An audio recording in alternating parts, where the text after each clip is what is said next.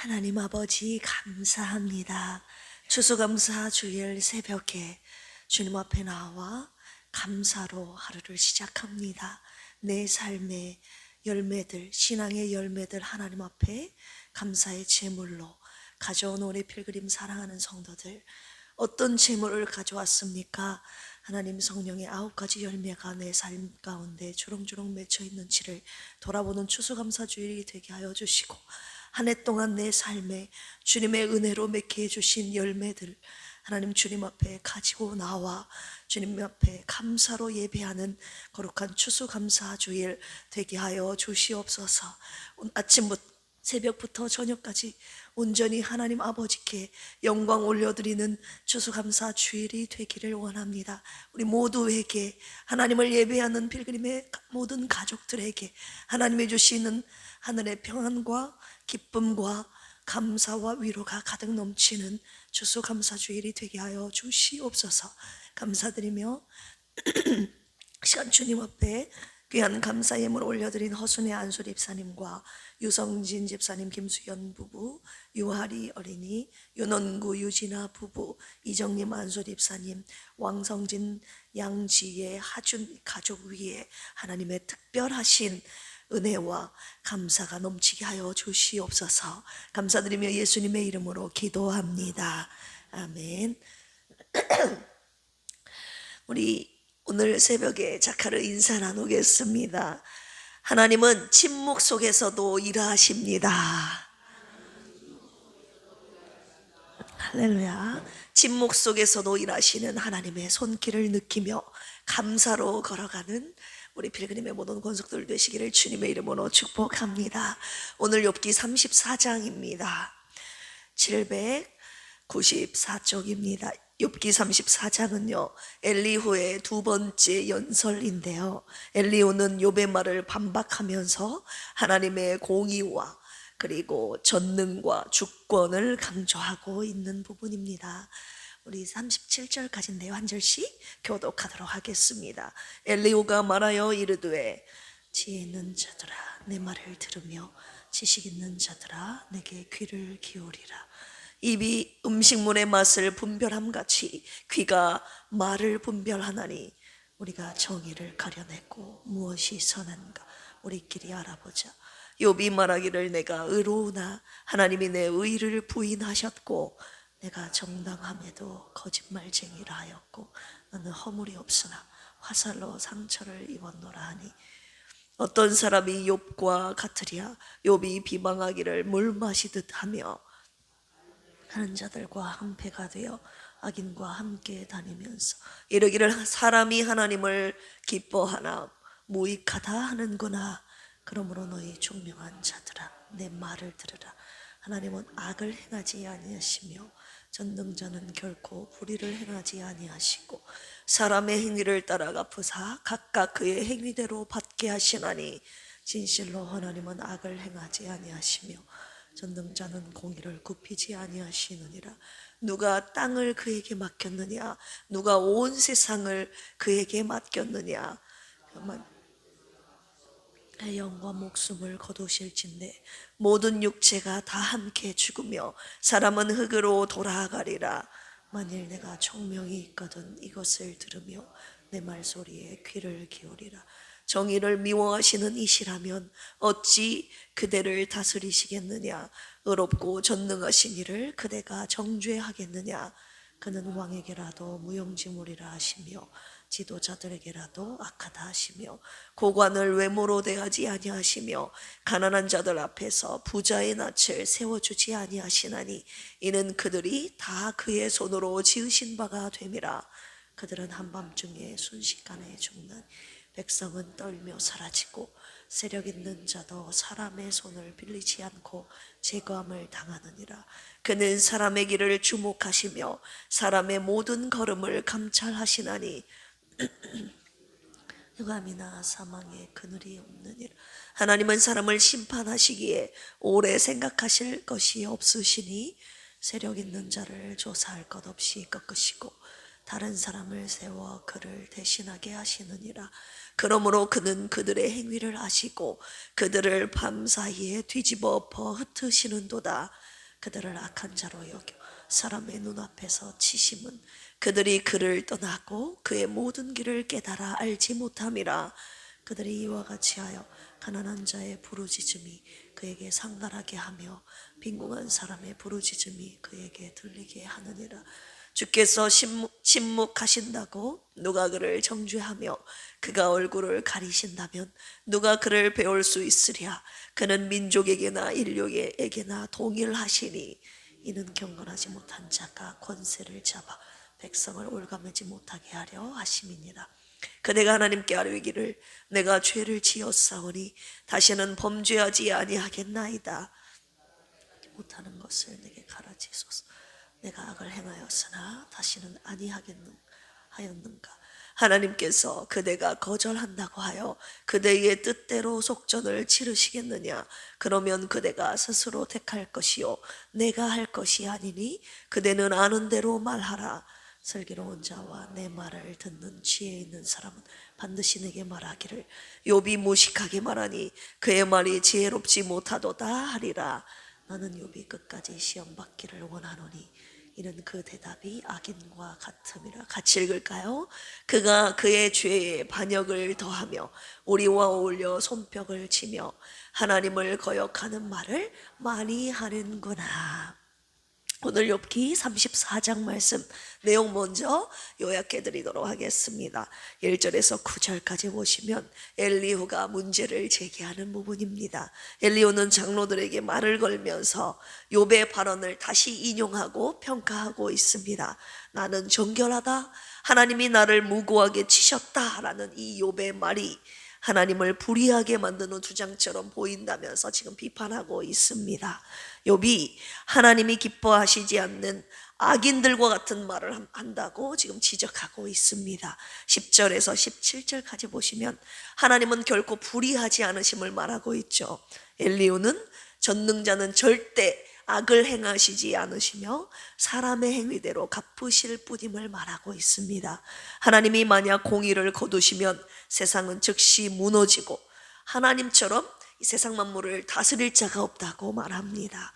18절에서 30절까지 하나님의 통치는 완전하다는 것을 말하고 있는데요. 엘리후는 세상의 모든 사람, 즉 왕부터 가난한 자까지 하나님의 공의 앞에서는 모두가 평등하다는 것을 말합니다. 하나님은 고관에게도 편애하지 않으시고 악인은 하나님 앞에서 숨을 곳이 없고 악인을 결국 심판하신다는 것을 말하죠. 하나님이 나라를 세우시기도 하고 무너뜨리시기도 한다는 것입니다. 마지막 31절에서 37절까지 보시면 그래서 욥에 대한 권면과 결론을 말하고 있는데요. 엘리후는 욥에게 자신의 말과 네가 한 말과 태도를 돌아보라고 촉구합니다.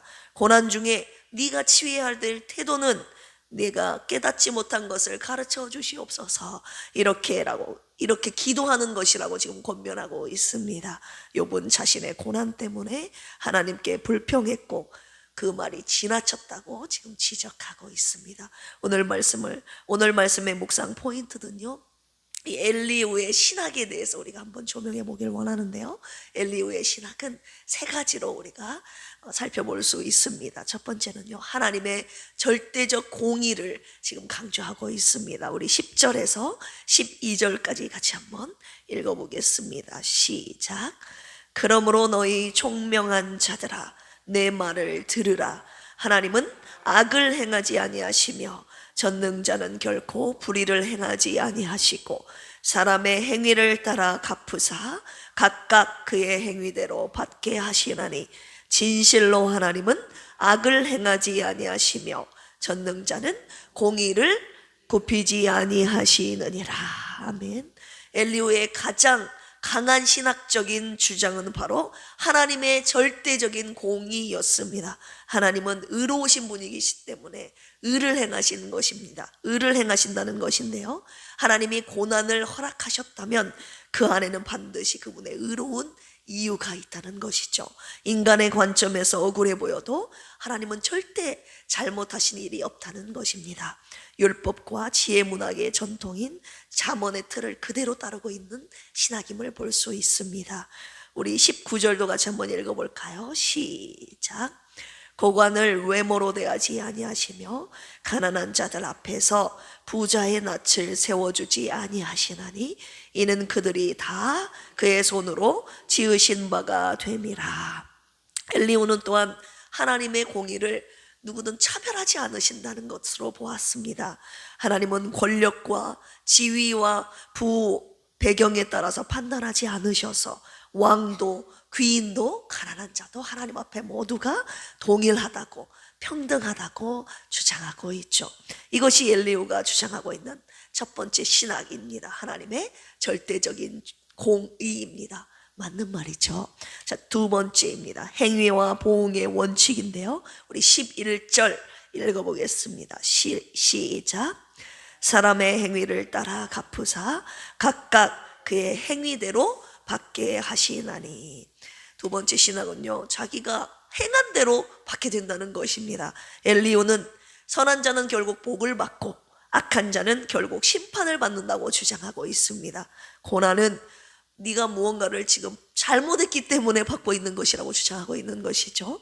엘리후는 고난을 징계로 이해했습니다. 욥의 세 친구였던 엘리바스와 빌닷과 소발과 같은 인과응보론의 신학을 지금 공유하고 있었던 것입니다. 다만 엘리후는 징계의 교육적 목적을 함께 말하고 있다는 점에서 그 세 친구들보다는 낫다고 말할 수 있습니다. 세 번째 그의 신학은요, 하나님의 전지전능하심이라고 볼 수 있는데요. 21절, 22절 같이 한번 읽어볼까요? 시작. 그는 사람의 길을 주목하시며 사람의 모든 걸음을 감찰하시나니 행악자는 숨을 만한 흑암이나 사망의 그늘이 없느니라. 아멘. 하나님은 전지하시고 무엇입니까? 모든 것을 다 알고 계신다는 것입니다. 그리고 전능하시다. 모든 것을 다 하실 수 있다. 못하시는 것이 없다. 하나님은 전지하시고 전능하시기에 모든 행동을 감찰하신다는 것인데요, 사람은 그 앞에서 전지전능하신 하나님 앞에서 악을 숨길 수 없다는 것입니다. 그래서 욥에게 네가 지은 죄를 깨달으라고, 깨닫게 해달라고 기도하라고 지금 엘리후는 권면하고 있었던 것이죠. 우리 그 부분 같이 한번 읽어보겠습니다. 32절입니다. 시작. 내가 깨닫지 못하는 것을 내게 가르치소서. 내가 악을 행하였으나 다시는 아니하겠나이다 하였는가. 이런 기도 해봤냐 이거예요. 이런 기도 하라는 뜻이죠. 고난은 죄의 결과일 수 있지만 가르치고 변화시키는 교육의 목적이 있다는 것을 말하고 있죠. 엘리후는 보응론을 넘어서 지금 징계의 교육성을 말하고 있는 것입니다. 여러분, 엘리후의 신학이 맞습니까? 틀립니까? 맞잖아요. 하나님이 전지전능하시죠. 인정하시면 아멘 하실까요? 하나님은 선한 자에게 선을 베푸시고 악한 자를 심판하신다는 그의 신학 맞습니까? 틀립니까? 맞죠. 맞죠. 그리고 첫 번째, 하나님이 절대적으로 공의로우신 분이십니까? 불의하신 분이십니까? 불의하신 분이시잖아요. 이 엘리후가 하는 말들, 그의 신학적인 관점은 지극히 옳은 것입니다. 그런데 그의 신학적인 말은, 그의 신학은 맞는 말이지만 지금 욥의 상황과는 맞지 않는 말임을 우리는 잘 알고 있지 않습니까? 욥의 상황과는 맞지 않는 불완전한 신학임을 우리가 알 수 있죠. 왜냐하면 욥은 지금 무죄한 고난을 받고 있잖아요.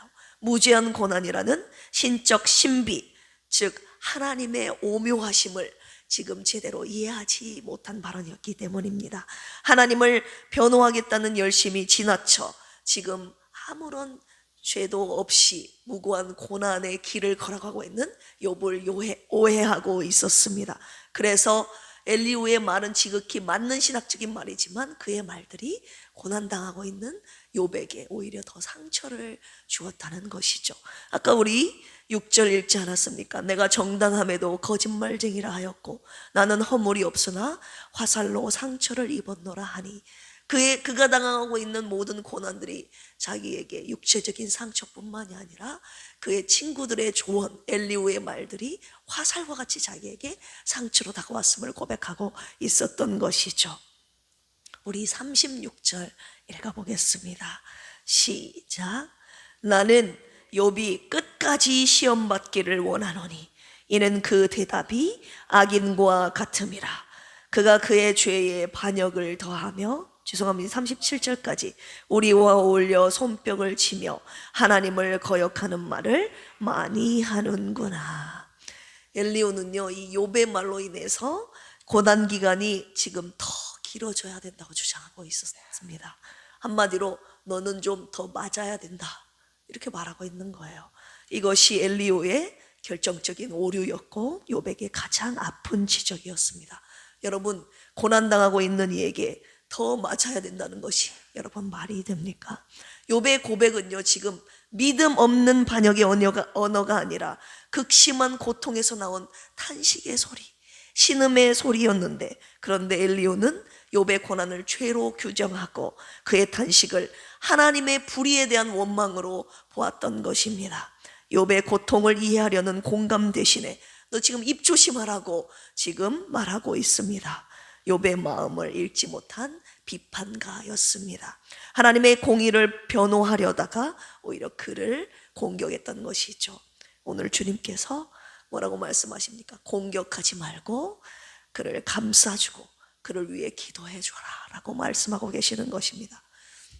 저도요, 최근에 누군가에게, 누군가라고는 말하지 않겠습니다, 너는 좀 더 혼나야 된다라고 제가 웃으면서 말한 적이 있습니다. 제가 오늘 욥기 본문 말씀을 묵상하면서 제가 뜨끔했습니다.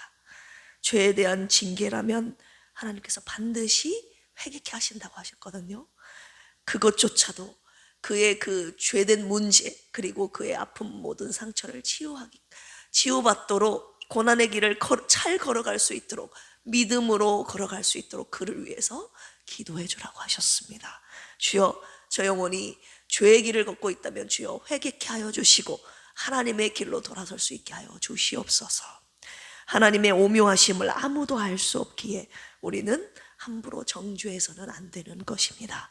그가 회개하고 잘 견뎌낼 수 있도록 우리 함께 기도하기를 원합니다. 할렐루야. 우리 필그림 교회가 비난과 정죄가 아니라 사랑과 용서와 그리고 위로와 기도로 가득한 아름다운 교회가 되기를 진심으로 소망합니다. 욥과 같은 고난의 길을 걷는 자들도 우리 교회에서 위로받고 또 함께 손잡고 그 길을 걸어가기를 주님의 이름으로 축원합니다. 함께 기도하시겠습니다. 주님, 욥처럼 이해되지 않는 고난 속에서도 우리의 입술을 지키게 하여 주옵소서.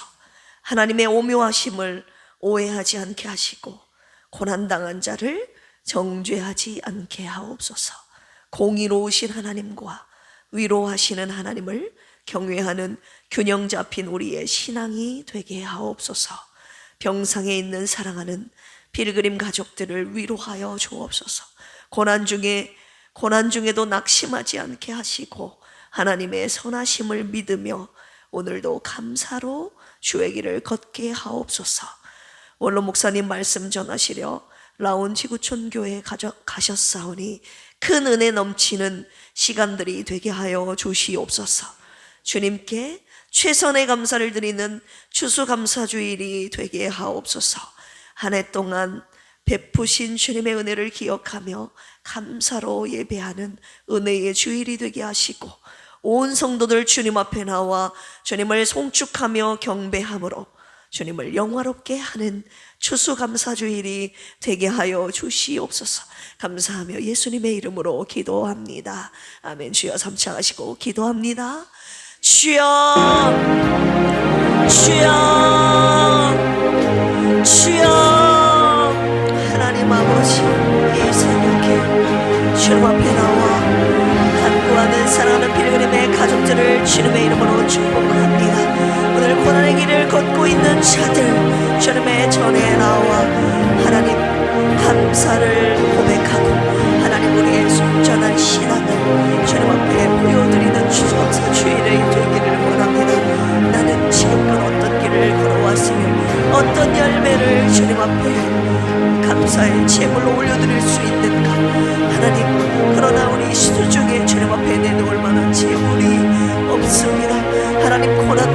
추수감사주의를 맞이하는 하나님 아픔을 겪고 있는 하나님 고난의 길을 걷고 있는 자들이 주님 앞에 올려드리는 추수감사주일 하나님 어떤 마음으로 무엇을 하나님 앞에 드릴 수 있는가 하나님 아무것 없어도 주님 앞에 나와 내 몸을 드립니다 시간을 드립니다 하나님 아버지 나의 조건 없는 신앙을 주님 앞에 올려드립니다 순전한 믿음 순전한 나의 소망 주님을 향한 순전한 사랑을 주님 앞에 올려드리는 추수감사주일이 되게 하여 주시옵소서 하나님 고난 속에서도 주님 앞에 믿음으로 하나님 감사를 표현하는 하나님 추수감사주일이 되게 하여 주시고 고난의 길을 걷는 우리들의 입술을 지키며 고난당한 이들을 함부로 정죄하지 않는 우리의 입술이 되게 하여 주시옵소서 그래서 우리 필그림 교회 공동체가 주님 앞에 올려드리는 감사의 신앙 고백이 되게 하여 주시고 서로의 아픔을 위해 기도하며